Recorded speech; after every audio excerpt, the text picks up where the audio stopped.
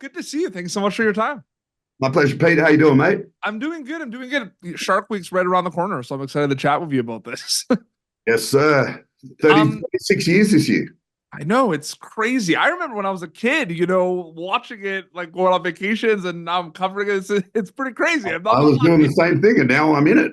I know you're in it. Well, that's my first question is basically like one of the best things about Shark Week, in my opinion, seeing the growth and all the different programs and everything. So, like, what was one that kind of like stuck out for you specifically that you were really interested in of all the programming this week? Because there's so many shows that you're involved with that are all part of the slate. Which one that like really kind of stood out for you for this slate?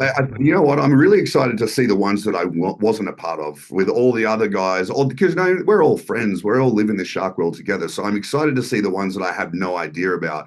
But personally speaking, I love doing Great White Serial Killer. You know, it's a very big shark name, but Shark Week name. But it's a serious investigation into why great whites are killing Mexican fishermen. And so that was a really great, in-depth, so touching to go and meet these village fishermen and talk to them, but then also the excitement stuff, going to the remote Solomon Islands and filming the very first shark survey out in that area and free diving to film sharks 300 feet from an active underwater volcano while it's erupting. Yeah. You can't get better than that. That's Well, I'm exciting. not gonna lie to you. Like, you get all the information. The one that intrigued me the most was the real Sharknado. I saw that title. I'm like, I have to click it. Yeah, that was a real adventure into a extremely remote area. We didn't have proper beds. We were eating whatever we could get. There was 7 crocodile deaths on the island in the previous 2 years that we were there. And so obviously, what do? We go looking for crocodiles. Absolutely. No, for sure. Tons of misconceptions about sharks. And I want you to kind of right now on the top of your head, what is the biggest and the most underrated misconception about sharks in your opinion, Paul? That's a big one, man. The one that I would always go to that I think most people know is that sharks aren't after us.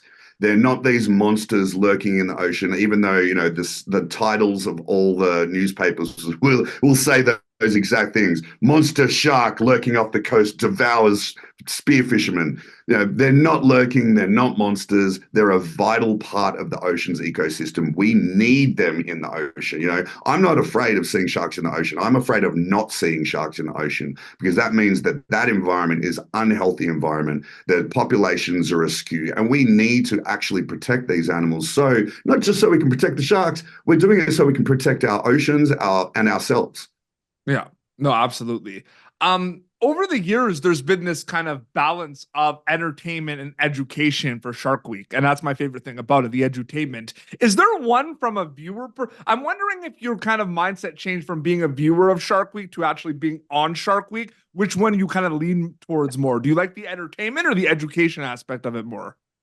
I like that it's both. I think that's Yeah. the great thing, being able to embed the lessons because people don't generally like to learn. So if you can slip the learning into the entertainment, it's the best way to do it. Like for me, I love reading historical fiction because they tell you a great story, but slip some real history into it. It keeps it interesting and you learn stuff. So I feel like that's what we do very, very well. We get the excitement, you get your blood pumping, you get the fear, but you also get the lessons on how amazing these sharks are, new shark species, where they're existing. I think it's just a very well-rounded program.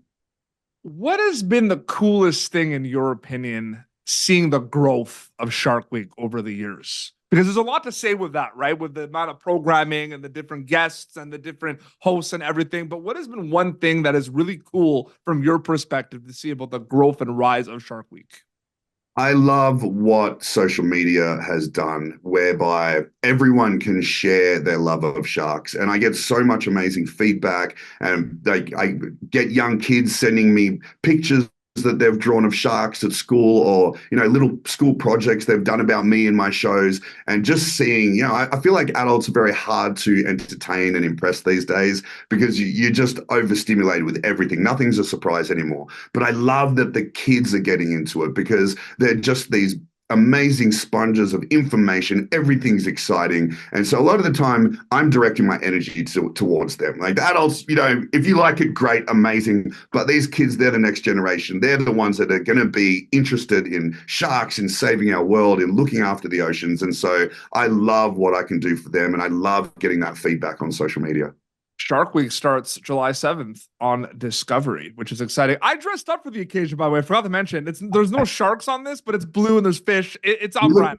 You look like my background. Yeah. I can't wait for people to see all the specials. Paul, so great chatting with you. Thank you so much for your time. Thanks, Petey. Thank you for tuning in to Popternative. Make sure to check out our past episodes of Popternative on YouTube.